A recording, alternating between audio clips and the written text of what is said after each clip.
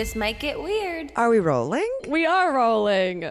Well, then cheers, Grace Helbig. Cheers, Mamrie Hart. See, I see that I'm still on the coffee, you're on the water, because you're also on the East Coast and I'm on the West. Yes, it is afternoon time here. And as much as I want to continue drinking coffee, I cannot because we've been doing a whirlwind of shows and I've been doing the 6 p.m. Redbulls for pre-show. She's back on it. Only Wow. for shows. Only for shows. It is a poisonous substance. And my body, I think, can tell, this isn't good for us to have. Well, here's what I'll say is your body is probably like, this isn't normal, this isn't good.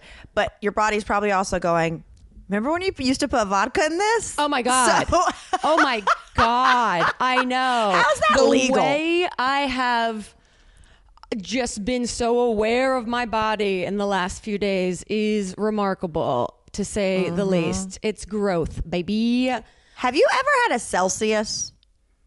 No. Is that alcohol or just caffeine? No, it's just caffeine. It's just I think it's like the cooler, like the younger generation's Red Bull, if you will. Ours, it was marketed like it'll give you wings. You can be a psychopath at a sweaty dance club. Celcius, this is more like have your Celcius before you go to Pilates and whatnot. There might be actual vitamins in it. I'm not sure. Do not take me by my word. I've had one before, but I just know it's like all the rage. Is it? Yeah, I feel like But I don't think they put any liquor in it. No, I bet it's something you could put liquor into. If you really wanted to get nasty. There was the mix up of I think they put high noons in Celsius cans. Yeah. What an Ideal. insane. Can you imagine you go to your Pilates and you're like, this is way more fun than I remember it being. Well, I remember my friend Melissa, she was working on, I don't know, a commercial or something, some week-long thing. Yeah. And I was like, how'd it go? And she said, oh, it was so fun. I had the best time. I didn't mind the commute. And she goes, until Friday when I realized hard kombucha has alcohol in it. She'd just been drinking like a tall boy.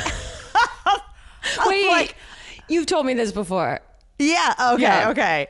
But- Amazing. Yeah. So anyway, Celcius, that's the thing. But Red Bull's back in the Helbig bloodstream. It's the pre-show ritual now because I'm not drinking, and so thank God I don't know how we did this stuff ever with the amount of alcohol that we drank. I know, during truly. shows. Like book tour was crazy, but I was still having a couple glasses of wine a night, right. not taking shots of Fireball in between bits on the side stage. Our rider was a full bottle of Tito's every show. It's insane. So the Red Bull is what we've been doing just to try and get a little pick-me-up before the show. But it is a familiar shuddering of flavor that, this has been I was just telling you before we started recording, I don't have a ton of specific stories, but it's been an absolutely incredible whirlwind weekend that I think I'm still processing, because at least it's very special to be in places you've lived. Yes, and places that you and I have so much history doing shows at. So first I went to Boston and did a show at Arts at the Armory, which is was a literal armory. So it's this castle big open building that is really curious and interesting and has a lot of character. So it was a cool space for the show, not a traditional comedy club, and had Tara Dickoff as my opener there. That's a great name, isn't it? Holy smokes. Tara Dickoff was I can't say enough good things. First of all, she came in and she was like, do you know what ravers do? And I was like, plur, which is, do you know that? No, I've pretended to. So this is, okay, so plur is an acronym. It's basically the ethos of raving culture. So it's peace, love, unity, respect. You've told me this on this very podcast. Okay. Yes. So the only reason I know that is because I was on a program called My Music 12 years Right. ago, and there were characters called techno and dubstep, and they would do plur all the time. But basically, you like do these little hand signals with each other: peace, love, unity, respect. And then you take one bracelet from yourself and you give it to the person that you're holding hands with, and that's how you like say a sign of like respect and love in the raving community. So the Swifties kind of co-opted the plur culture. Just in the bracelets. Maybe. Not that like anyone owns the concept of bracelets. Swifties don't come from me. I'm just saying like it does feel like exactly what was happening during the Eras tour. Yeah, which I love. You could make that argument, I guess. I will. But I don't. I want to stay out of all the arguments being made around the Taylor Swift jewelry right now. Insane. Oh, Insane. I'm not caught up on some necklace with something. I don't know. I'm just over here living like the dude in a big comfy robe, healing. I love that sweater.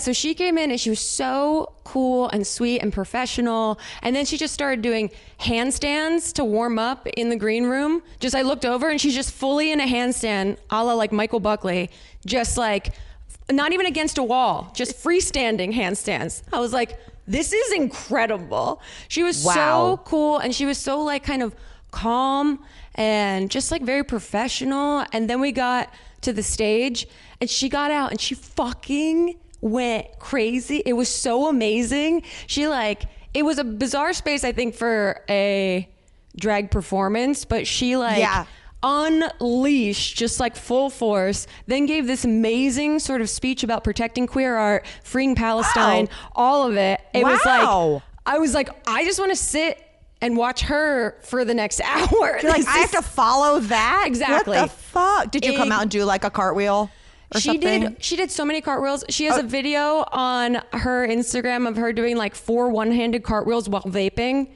Incredible. Oh, very Fergie, a la the Today Show or Good Morning America. Yeah. How did you come out? You just ran out? I have an opening number now.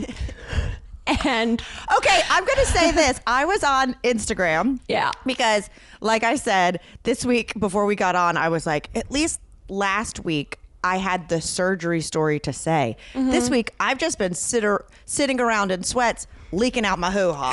Okay. I've just been wearing pads and watching TV for a week. All right. So I got nothing. But so I'm all about my screen time. Terrifying. Yeah, I bet. Terrifying. We've all been there. Oh, God. It's so gross. Like when the alert comes up on my phone, I'm like, no one needs to see that. No. Why? That's none of my business. I know. That's none of my business. This is not representative of who I am. No, I got to make some changes. But so I was on Instagram quite a bit and I saw some new props in your show and I was like, oh, okay. Helbig's back from Scotland and sitting around in her house going, how do we up the not the value, it's an amazing show, but like how do we spice it up? Because I know you're going to get a little bored of a show you did 30 days 40 days in a row. Exactly that. I've never worked on the same thing over and over and over so much. So yeah, exactly that. I was like, I just want something fun to open with that's like high energy and really sets a very silly tone. So I made a parody song, and there's really stupid props. I came out in Boston and I have a PowerPoint clicker that I use to go through my whole show. Within the first 10 seconds of me walking on stage to the PowerPoint song that's playing, I accidentally clicked the button and stopped the whole music and had to literally in my props sit by my computer and reset it for everyone in the audience. I was like, this is for the best. I'm sorry. Hold on.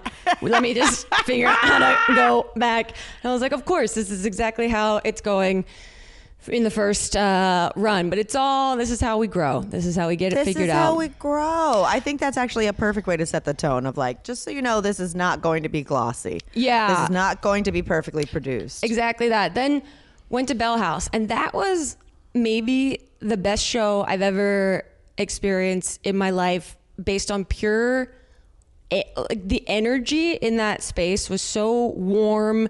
It was so joyful. It was so... For those listening, Bell House is Brooklyn. Is just Brooklyn. For people who don't know. Yeah. And it's incredibly special because we grew up in our early comedy days going to that theater and seeing comedians. Like the theater opened in like 2008. So I remember going there and watching comedians and being like, that's amazing. Like hopefully one day we could be up on that stage. And then when we got to go do it for No Filter and you and I's show, it was always so special. And Daily Grace was started in an apartment 7 blocks away from this theater. And I know that's where I did my first one-person show. Like that's where the first time I ever did it was there. Right. The book, your book tour was there, I remember. And it was... And because I talk about Daily Grace in the show, it was just like very special and very sweet. And then people from all different kind of eras of life were there. And so it was just like this very, I don't know, there was something very magical about it. And Britt Miggs opened for me there, who's an amazing stand-up that I met at the Fringe. And she's in New York. So if anyone in New York gets a chance to see her, please go do it. She's incredible. And she's one of those comedians that I feel like she's about to like really explode. Pop off. She's just so good, and she's so good at like stand up, like the joke writing, the joke delivering. Right. I feel like it takes me a while to get to the point I'm trying to say. That was amazing. And then we got to Philadelphia, and this was they rowdy? Were they a rowdy crowd? They've been known to be. They'll sing that whole goddamn Eagles fight song at you. As you have know, to stop your whole show. As you know. And it was also No King's Day. So so many things going on. We were leaving New York and basically we're trying to get to Penn Station to get the train down to New Jersey, but the protest was happening right in front of Penn Station. So we had all of our giant luggages, suitcases, trying to Frogger our way through the crowd of like thousands of people dressed in inflatables, dressed in all different amazing signage. It was incredible energy. And so, the Philadelphia show was amazing. Tim crushed it as he does. I'm going to need details. It is so wild to me that Tim basically does stand up once a decade. Yeah.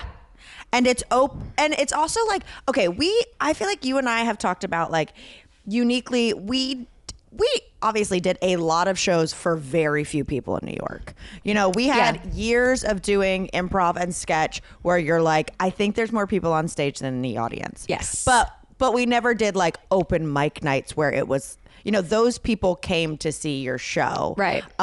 Even if they vaguely knew anything about it, not like an open mic cold audience. Yeah. But the fact that Tim has only done stand up, I think, in front of your crowds that are like the warmest, but also hundreds of people. Yeah. It's just so, like, that is an incredible, I don't know if anyone else has that experience.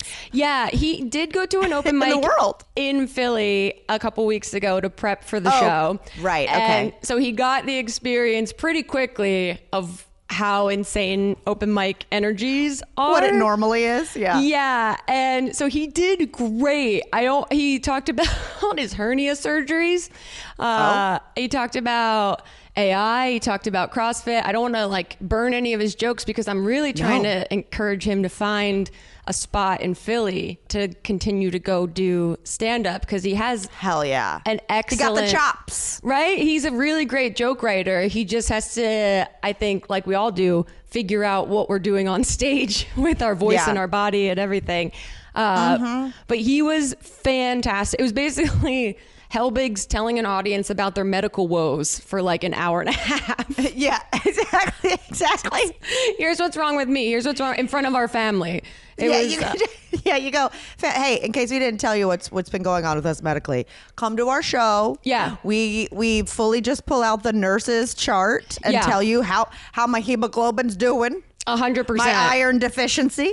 100%. It was so sweet. I got to meet this guy, South Street Sammy, who's a really cool portrait artist on South Street. So it was very Philly experience.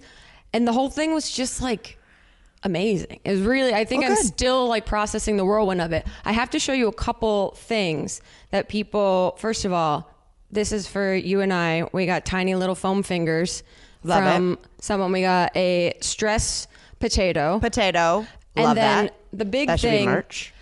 I agree. The big thing that someone asked me very politely to open with you on the podcast, they kind of explained contextually that you and I tend to get into trends long after they are popular. fuck you. And okay. Respectfully. And Respectfully. They said Labubus are on their way out, so they got us a Labubu. Okay, is it a real one? I asked. Because we got the Lafufu for the live stream. Not a Lafufu, right? They said, no, not a Lafufu. It was two delightful, I was going to say young men. They were our age. And they encourage, so I opened this already, so you don't, but I haven't looked inside.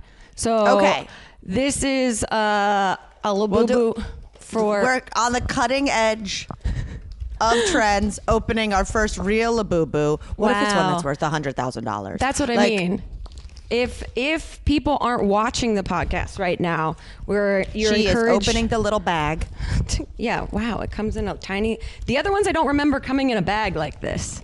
No, because they were Lafufus. They were Lafufus. Okay. They were Ladoodus. Oh. Oh, he's pink. She's extremely pink. And okay, it looks like it has a maybe thing on the bottom. Is this a popular one? Is the pink one popular, or is this rare? With my robe. I don't. Yeah, is she rare? How much is this worth? Basically, how much is this worth? Let us know. We're not splitting it with the guys who bought it. No, absolutely not. They gifted it to us specifically while they kind of roasted us lightly. So we'll take it. There we go. Anyway. Okay, I love her. I love her. She's gorgeous. Bring her back. Bring her back to gorgeous. Potato Springs. Oh my God. Yeah, so I've had a crazy weekend. Anyway. That sounds like it. No, I love hearing all about it. It's, also, we have the best audience in the world, by the way. I know. I know. Everyone couldn't have been cooler, couldn't have been funnier or sweeter or just like so encouraging. And I've been saying this. I'm really fucking thankful for it. Everyone's amazing. So thanks to everyone that came out. And I hope that everyone continues to buy tickets to future shows. The Grace Helbig Gratitude Hour. Yes. Brought to you by Skims. Yes. Which I think is an ad this week. I know. I think they are an ad this week. Going online without ExpressVPN is like driving without car insurance. Dramatic, but it's a great metaphor. You might be a great driver, but with all the crazy people on the road these days, why would you take that risk? You see, every time you connect to an unencrypted network in cafes, in hotels, in airports, etc., your online data is not secure. Any hacker on the same network can gain access to and steal your personal data, passwords, bank logins, credit card details, etc. It doesn't take much technical knowledge to hack someone. Just some cheap hardware is all you need, like a smart 12-year-old could do it, and that's horrifying. Your data is valuable. Hackers can make up to $1,000 per person selling personal info on the dark web. So ExpressVPN stops hackers from stealing your data by creating a secure, encrypted tunnel between your device and the internet. It's super secure. It will take a hacker like a supercomputer over 1 billion years to get past ExpressVPN's encryption. All you do is fire up the app. It's so easy to use. You just click one button and boom, you're already protected. And it works on all devices, phones, laptops, tablets, and more. You can stay secure on the go. And there's an optional dedicated IP service engineered with innovative zero knowledge design so not even ExpressVPN can trace an IP address back to the user. Whoa. And for US customers, there are select plans that include Identity Defender, a new suite of tools to get your data removed from data brokers and alert you when your data appears on the dark web, and even insure you against data theft for up to $1 million. It is rated number 1 by top tech reviewers like CNET and The Verge.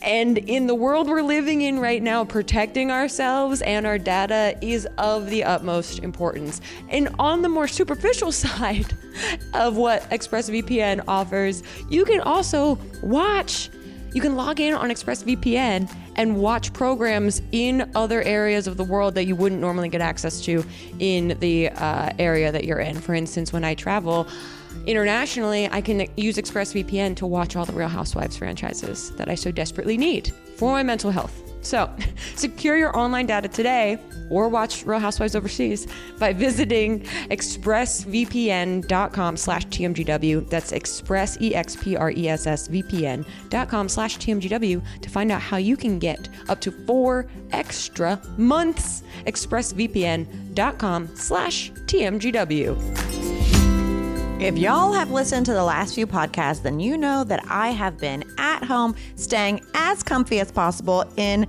bed. Well, that was made a whole lot more delightful with the Skims new sleepwear. I'm absolutely obsessed with Skims. I talk about their bras and their underwears all the time. I've never found more flattering underwear in my life. I love that seamless life, but their sleepwear is, dare I say, slept on. It is the softest. This is my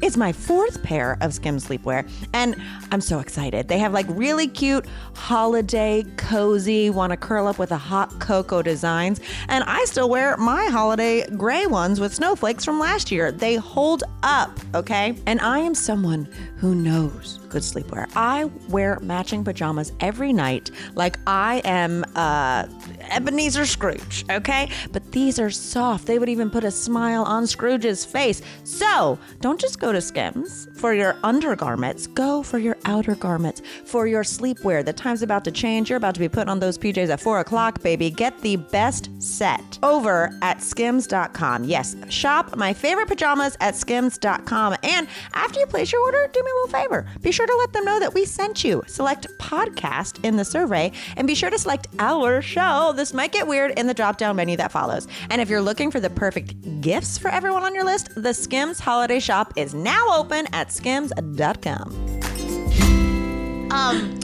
I do have a little editor's note. Yes. A little fixing of a story. Okay. It's not even a fixing, it's just an additional detail that I did not remember. A week or two ago, we had a listener write in a question who basically was like, what is your ideal cheesecake? I once again told the story of the first time I went to Cheesecake where my brother didn't want to go, my sister wanted to go. It was a family fight. Oh, you mean Cheesecake Factory? Yeah. Yeah. Okay. Yes, okay. Yes, yes. I was like, did we talk about specifically and only cheesecakes? Cheesecake Factory. And the first time, and there was some type of family feud, and I was just old enough to remember it and just young enough to not participate or care. Okay. You know what I mean? Yeah. And I was also a young vegetarian who was like, either way, I'm eating fries, guys. Yes. So whatever. So my dad texts me a few days ago, and he had listened to the podcast. And he goes, Mame, the fight was, he goes, that was the day OJ was doing the getaway from the cops. And we were finding a place to watch it. and he goes, and it was one of the first times Anne, who's been my stepmom for like 30 years. Yeah. It was one of the first time Anne had ever hung out with you guys, and they were fighting as OJ was on the screens, and it was just like a mess. So I guess I watched the OJ car chase at a Cheesecake Factory. And the first time I met my stepmom. And the only thing you remember from that story is that there wasn't anything on the menu for you at Cheesecake Factory. Yeah. Because I was like, what's up? Can we go to Chili's? Yeah, so apparently that moment in history I never remembered happened at the Cheesecake Factory. And it was especially like weird because we were in Georgia. My dad was there, Ann was there. OJ had been on In the Heat of the Night. So my dad had met OJ Simpson. So it was like everybody's watching the car chase because OJ Simpson had been on the show they all work on. Your dad listening to you recount that story the way you did was probably like, what? Listen, I was probably 9 years old, spent most of my days in the back of the Explorer. I think I got knocked around a little bit. Isn't it crazy how much we just like sat wherever we wanted in cars? Oh, that was, we had to fight for who gets to sit in the back of the Jeep Cherokee with no seatbelt with all the luggage. Yep. That was my favorite spot. Yeah. Tim and I often sat back there with all the luggage. Same. Just like sitting waving to people in the back of the car as you drove down the highway. On the highway being like, yeah. Like now you'd call Children's Protective Services. Exactly. Then just sitting with like luggage piled up as if I've been kidnapped. Oh, totally. And being like, hit the gas before the speed bump. I'm trying to make this a ride. Like, what is going on? Oh my goodness. There's a new scam that I keep getting. Oh, what is it? And it almost got me. Is this a granny rant? By the way, So many people are like, my kid loves the Granny Rant theme song and we sing it together. And I was like, wow, I can see that. It does have a good like kids bop to it. Oh my God. Especially if you're like headed to grandma's house. Yeah, exactly. Oh my God. That's 100%. Amazing. That's amazing. Okay. What's this new scam? The new scam I keep getting is it's telling me I get texts that I have an easy pass final notice of like I didn't pay a toll in New Jersey specifically. I get those for North Carolina. Do you? Yeah. I literally was getting ready for the show in Brooklyn and got this text and thought, and I was about to click the link that it gave me. And thankfully my phone was like, no, we don't trust this link. And I was like, okay, you're right. They got me again. And then my vote is smarter. And then Britt Miggs did a joke about it on stage about how she keeps getting scammed by the exact same, like, I didn't pay a fine for a toll that I missed. And she's like, I don't even have a car. Right, like, exactly. She walked through it. Here's the thing is, do you have a New Jersey area code? I don't have your number memorized. I should after all these years. I do. And I'm very precious about it. And I have North Carolina area code. I have a Charlotte area code. It's crazy. But so I think we're old enough that the scammers are coming for us because they know we care about our credit. Yeah, you're right. That's absolutely correct. Previously it would have been like, hey, click this link for free tickets to go see blah, blah, blah. And we'd be like, no. Too late for us now. Yeah. You gotta tell me that there's a collection agency coming for my ass before I'm going to click something. It says like your vehicle registration will be suspended. And I was like, well, I can't have that happen. Well, no way. Also, no way. I've never gone through a toll in New Jersey, but maybe I did and I don't remember it. So let me click this link, of course. I learned something. Would you like to learn it? Yeah. I love learning. Maybe that's maybe that's a new theme song, is just like, I learned something. Yeah. Would you like to learn it? I think that's fantastic. You know, I'm trying to widen my vocabulary. Yes, we know this. Yes. I'm trying to. I learned a word a few months ago. I've already forgotten it. Souciant. That's right. Yes. Nonchalant. Souciant. This isn't like a new word, but I learned an origin of the word, and I think the meaning of this word has changed over the last century, and we should bring back the original meaning. Okay. When you hear the word dude, what do you think? What kind of person is that describing? Well, you mentioned it earlier, the dude. I did mention the dude. Yeah. And that is, I guess, the quintessential dude that I think of if you ask me what comes to mind. Honestly, I'd say the dude is souciant. The dude is souciant, 100%. Also, Hey Dude. Grew up with watching Hey Dude, the Dude Ranch on Nickelodeon. Oh, girl. Have I got deets for you? Huh. Okay, so dude, you know, Big Lebowski and also like surfers and whatnot. You'd be like, oh, a dude, he's just like so laid back. It's like whatever, you know, go with the flow. Turns out the origin of dude was like a group of people in the like 1880s, guys that like kind of were tryhards, and they would dress too fancy. Like they would be too fancy for like whatever they were headed to, trying to be a little too European, basically 1880s hipsters. Okay. And the phrase comes from Yankee Doodle, the original Yankee Dude, because of the lyric, like, stuck a feather in his hat and called it macaroni. It was like, oh, you're trying a little hard. Sticking the feather in your hat, and now you're a fancy boy. Yeah. So it was tryhards. And so the word dude ranch, or the phrase dude ranch, was because of all these like city boys who would go out west and be in like full cowboy gear. You know, that's brand new. And it'd be like, you're not an actual cowboy. You're a dude going to a dude ranch. You fucking fancy boy try hard. Wow.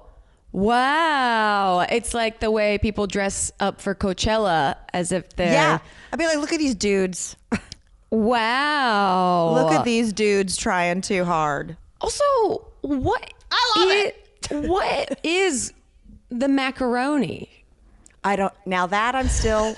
Because if he called it macaroni and no one's asking him a follow-up question about that, can we trust this man's mental state? He put stuck a feather in his hat, called it macaroni, and we were all like, okay, guy.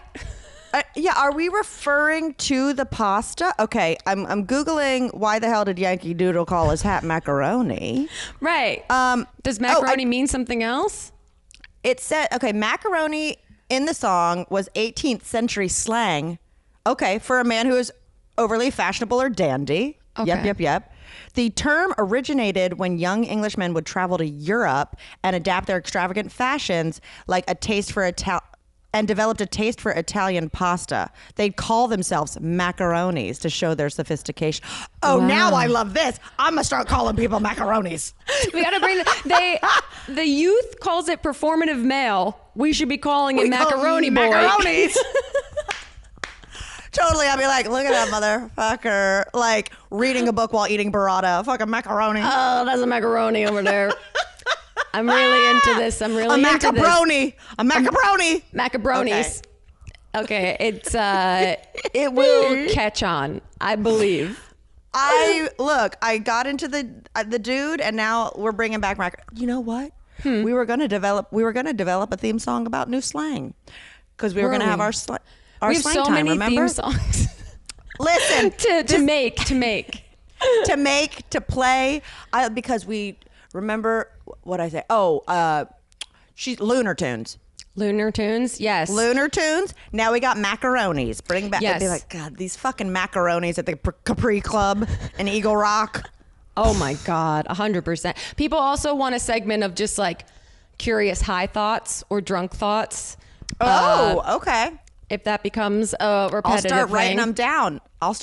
them down. Yeah, for sure. Can I do a granny rant? Yeah. Okay, hit it. Granny rant. Granny rant. Granny rant. We got a problem with something. I think I timed it perfectly. Okay, yeah, I think you did. In my head, I was like, how does this work? We'll put the video up with no sound on Patreon. Here's my granny rant. Yeah. And it's in direct correlation with the fact that I've been watching old Australian Survivor seasons. Okay. Right? Which are very intense. They're like 20 days longer. Yeah. Like there's a lot more. Sorry. Give me. Granny in a robe.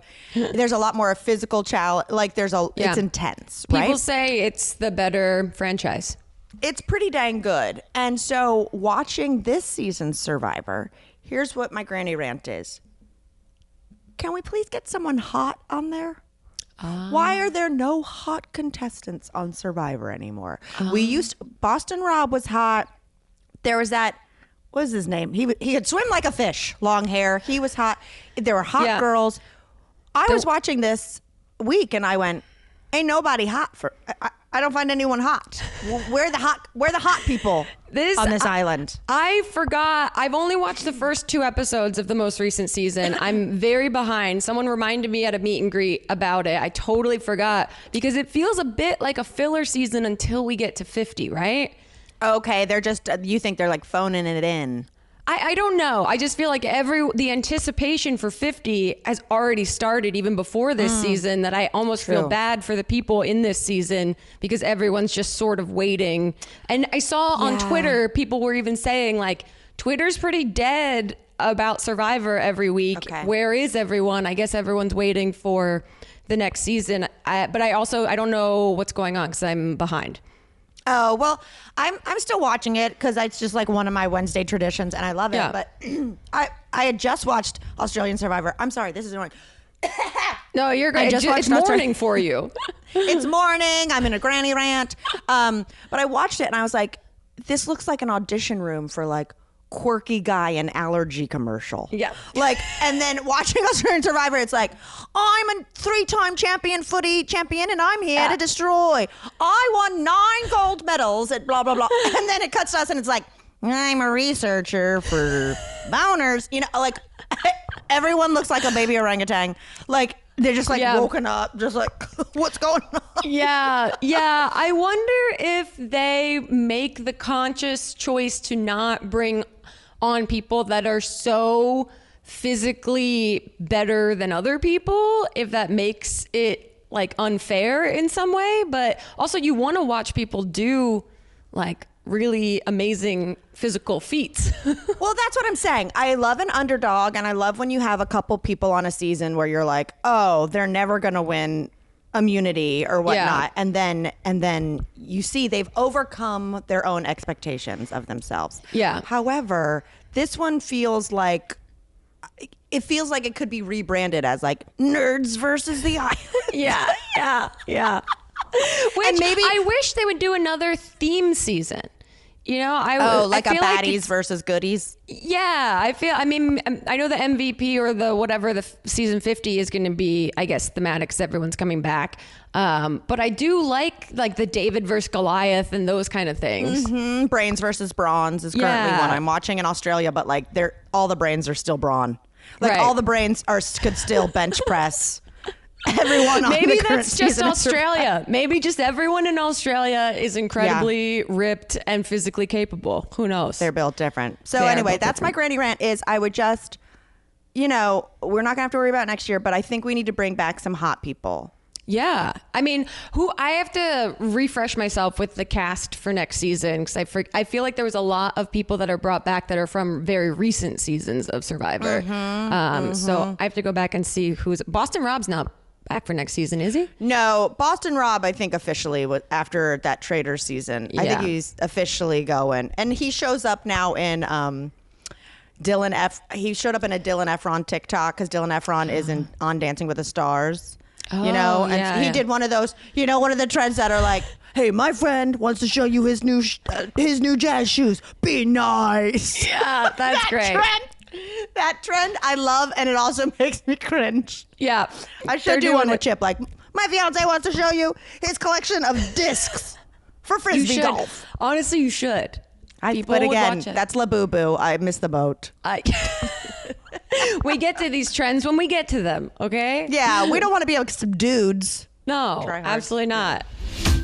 Okay, let me hear you grind your teeth together if you're a night grinder. You hear that? That's me grinding my teeth.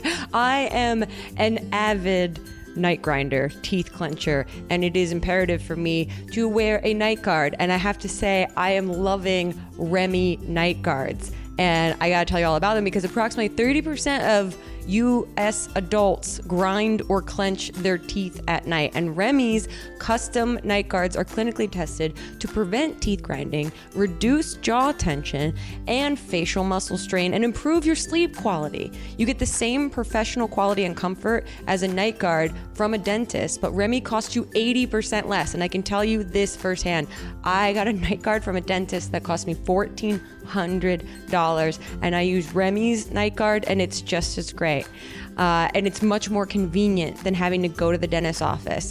And as an added cost benefit, you can use your HSA, FSA credits towards your night guard at checkout. So here's how it works. You receive your impression kit straight to your door. You follow their step-by-step instructions to get your perfect impression. And honestly, it is easy. It seems maybe intimidating, but it's super easy. I did this at home and had no problem. And you send your impressions away, and Remy crafts and ships you your custom fit night guard. You get your night guard back and you can start protecting your teeth. It is so easy. It happened all within like a week of itself. There's no waiting rooms. There's no overpriced bills. There's just a better way to protect your teeth while you sleep. You can try Remy risk-free, and I use it for whitening my teeth. I can use the guards that I have at night, the custom fit night guard, and line it with teeth whitener, and I can whiten my teeth. You could do it all. It's incredible. It's just a better way to protect your teeth while you sleep. So try Remy risk-free. Go to shopremy.com/weird. Use code WEIRD to get up to 50% off your night guard at checkout. That's 50% off, 50% off at shopremy, REMI.com/weird with code WEIRD. Thank you, Remy, for sponsoring this episode. I'll see you in my dreams.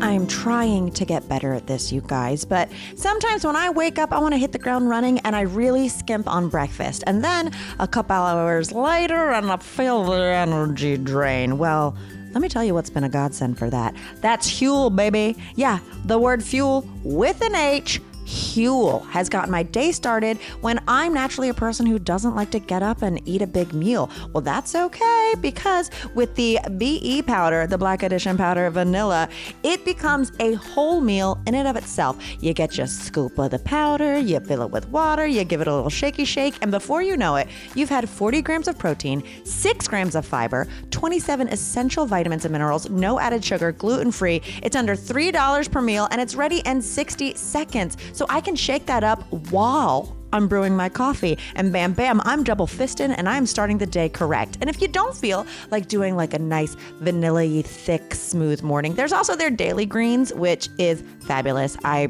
truly keep a 6-pack cold in my fridge at all times because you're getting just as much stuff. You're getting 42 vitamins and minerals, only 25 calories, 4 grams of fiber, 1 gram of sugar, and it's refreshing. It's effervescent. It's replaced my morning seltzer. They've got blueberry, apple, peach. I'm a big fan of the blueberry, and it's a little pick-me-up that makes you feel good while also tasting good. That way, I can make my drinks and then get in front of my laptop to start working without slowly fading over the next few hours. It wakes up my brain. So, if you are busy and on the move and might need breakfast on your commute or what have you, Huel makes healthy eating simple. So try both of these products today with 15% off your purchase for new customers with my exclusive code WEIRD at Huel.com/weird. Use the code and fill out the post-checkout survey to help support the show. Let them know we sent you, and let me know how you're liking those Huels.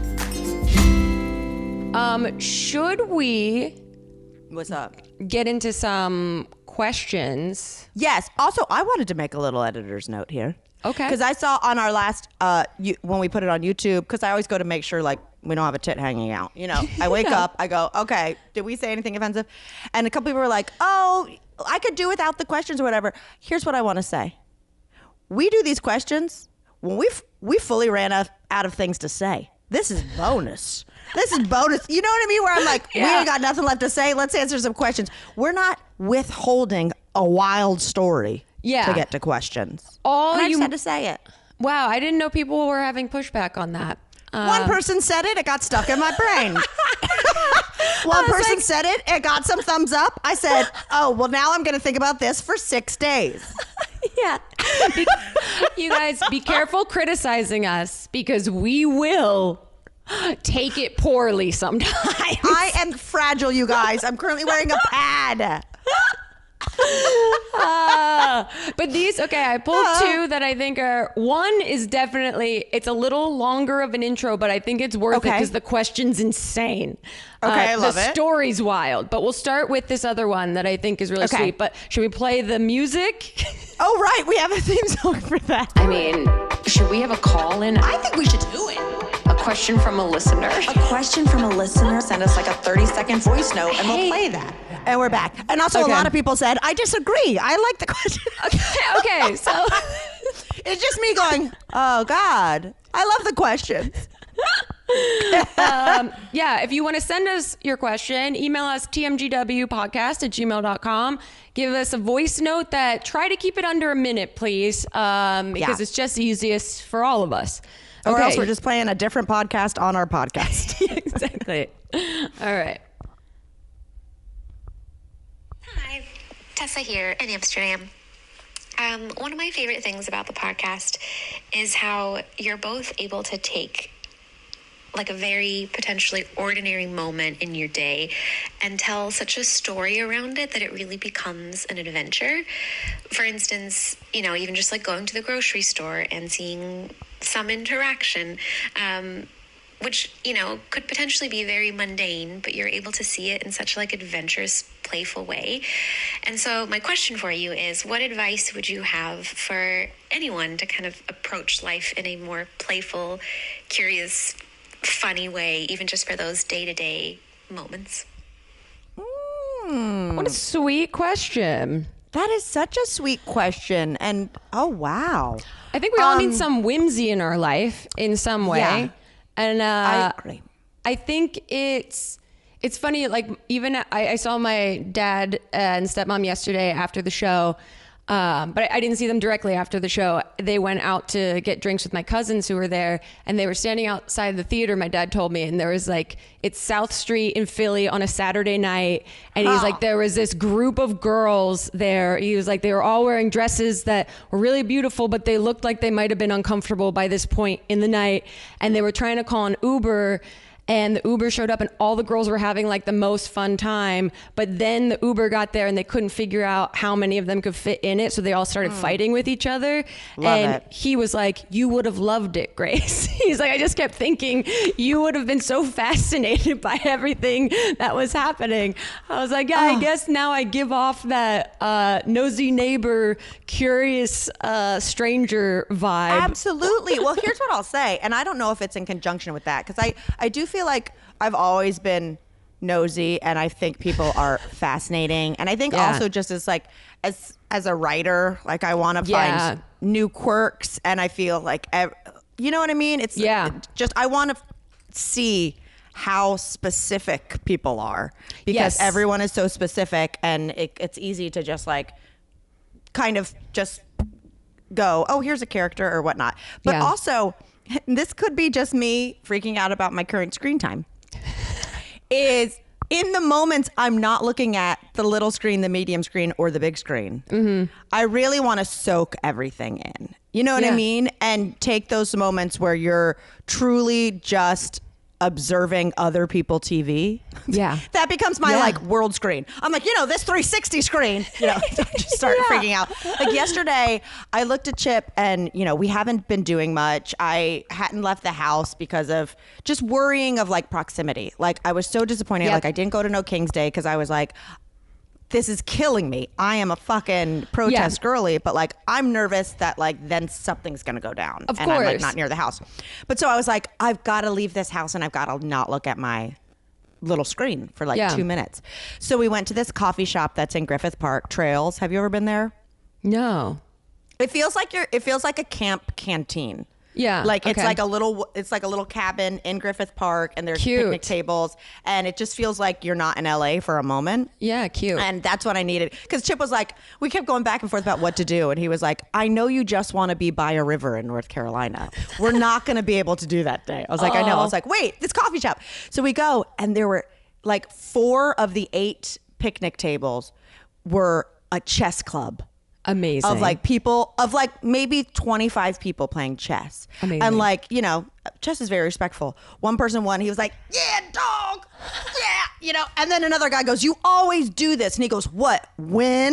And me and Chip were just like, this is gold. Amazing. Like, Chip came into my universe of like, now just observe. Yes. The human zoo.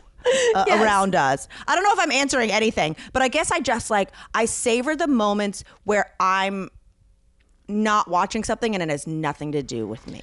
Yeah, I fly think on the wall. I obviously have grown up loving reality television because I do love the human condition and the way it plays out so uniquely for all of us. Like even Tim is a member of the Philadelphia Gay Men's Chorus here, and I am constantly being like, what's the drama? What's going on there? What's happening? Tell me everything. Who's fighting with who? Who's dating who? Who's whatever. And it is so fascinating because it's just so organic and honest and real. And I like, this is maybe, okay, I don't know if I've ever said this before, but there was a period of time when I was in college, and I remember I was interning in the city for the summer, and I was living like up by Columbia University, and I didn't have like any friends in the city at all. And so I didn't have anything to do. There was like no, YouTube didn't exist yet. And so great. There was nothing to scroll. Nothing. There was no scrolling on your BlackBerry. And I was dating someone who was out of town for the month. So I was literally just by myself in the city. So I used to go to Penn Station and sit in Penn Station and just watch people get on and off trains, watch people just like how they exist when they're waiting, how they exist when they're greeting someone, when they're like, meeting someone for the first time. And I remember feeling, granted, I was very depressed at the time, so it was a bit more melancholy than it seems. Yeah. But I was just like, this is TV. Like I was existing, Yeah. I was in an apartment that didn't have television. So I had like no form of real entertainment. And so I would, just spend a couple hours sitting there with like a love that. coffee and watching people. I And love that.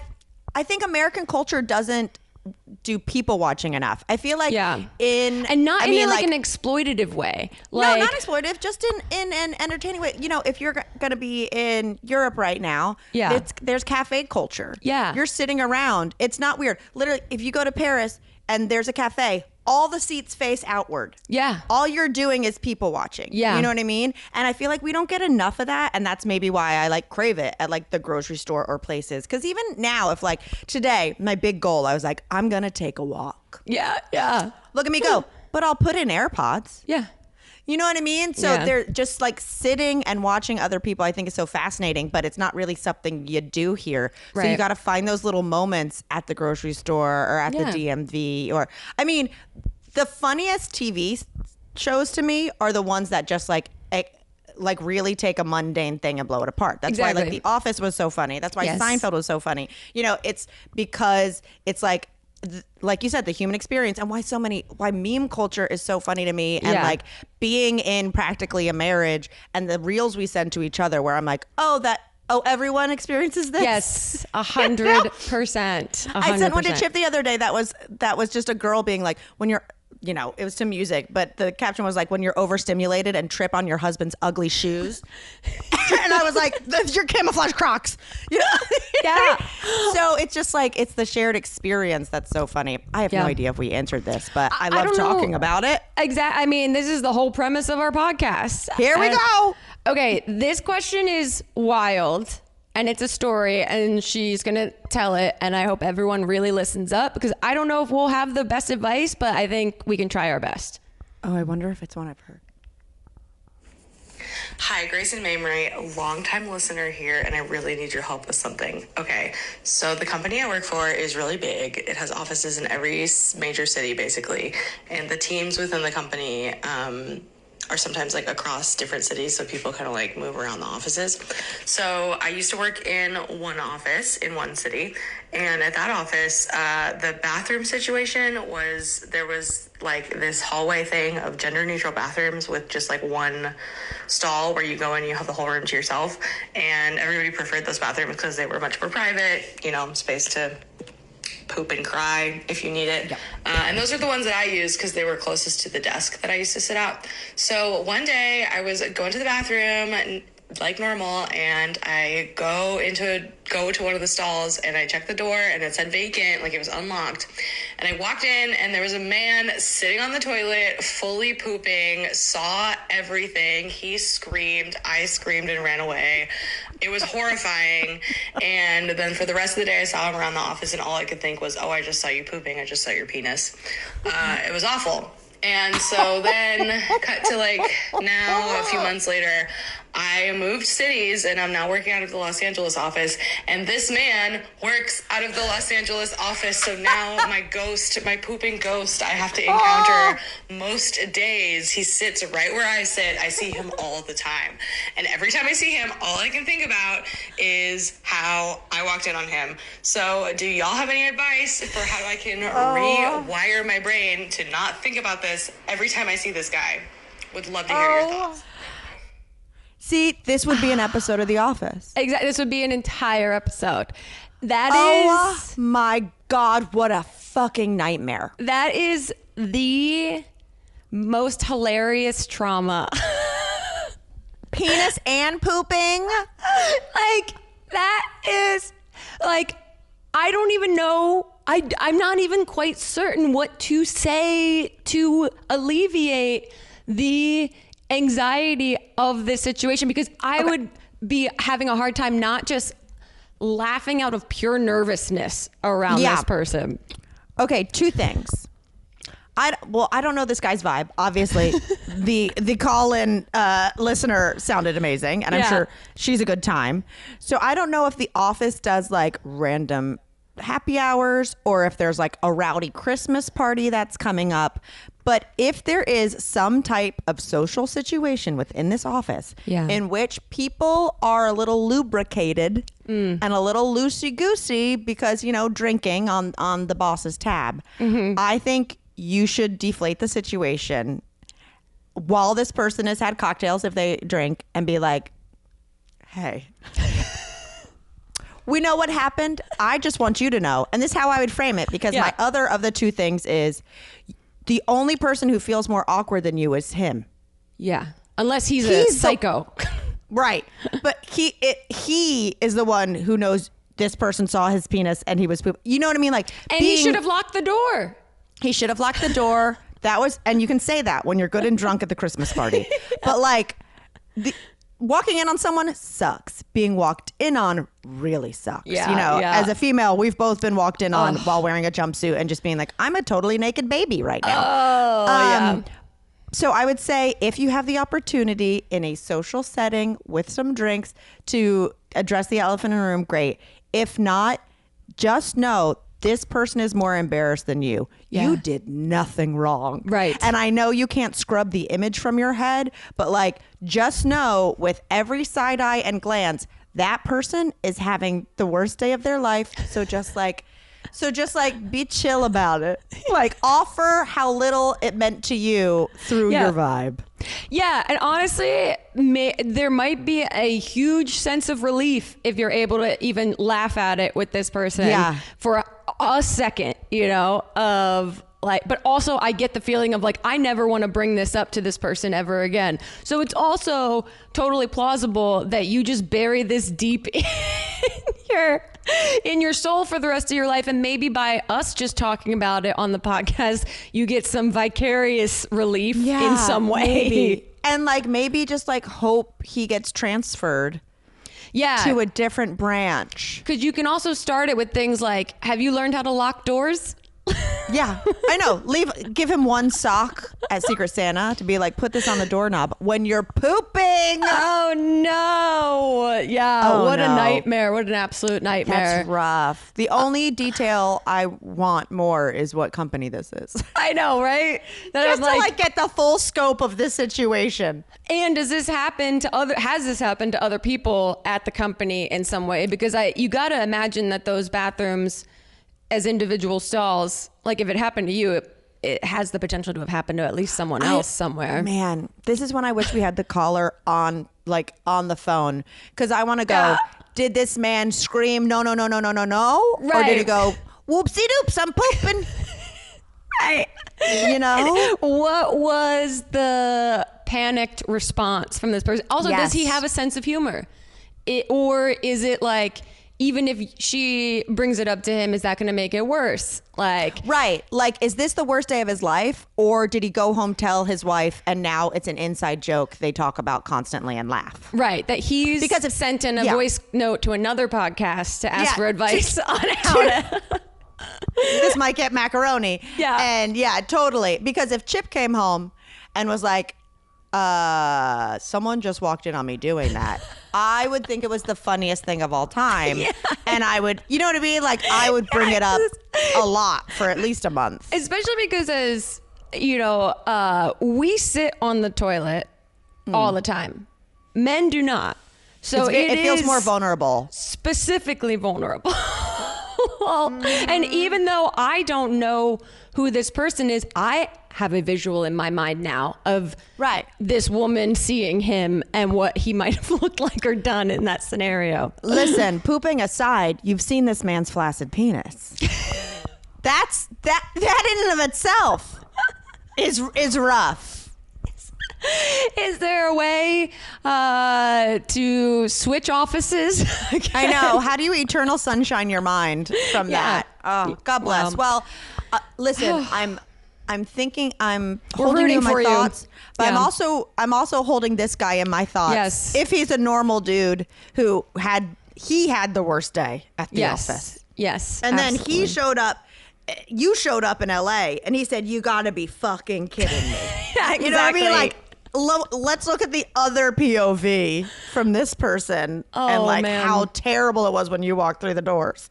Wow. Oh my God. Thank you for the story. I loved it. Yes, thank you for sending. Really appreciate Oh, my it. See, goodness. people are out there doing all kinds of stuff all the time. It's crazy. It's crazy. And you are about to go to Miss Teresa's house. I'm to going to your see Mother mother's Teresa. house. Going to go see How's Mother it Teresa. going?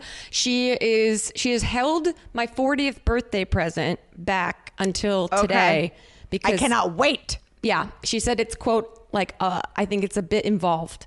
So I don't know what I'm walking into today, but I will report back. God. Oh my gosh. Well, give your parents my love. All of Will them do. texted after my surgery, and I like need to go back and be like, who? That's the one thing, and I'm sure like it was that on like craziness with all of your things where I'm just like, who did I respond to? Who do I not respond to? Good. So give them my love. Will do. I'm Absolutely. obsessed. Oh, you guys, we have a Patreon, patreon.com/this might get weird, where we do tons of fun things. Also, when you're out and about and you see someone who's being a performative male, be sure to call them a macaroni. Macabroni. A macabroni. Well, we'll get macaroni back in, and then we'll start riffing on macabroni. You know what I mean? Absolutely. You know, a jackaroni.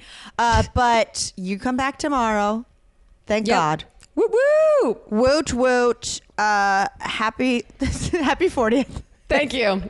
It keeps on keeping on. Yep. It's got to be a month long. And I will say, this got weird.